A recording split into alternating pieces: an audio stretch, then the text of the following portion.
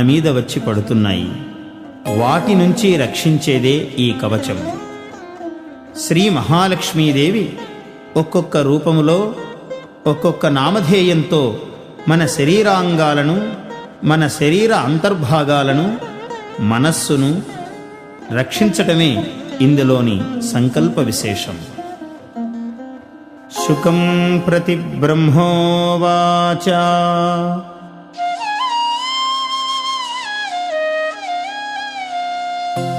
మహాలక్ష్మ్యాః ప్రవక్ష్యామి కవచం సర్వకామదం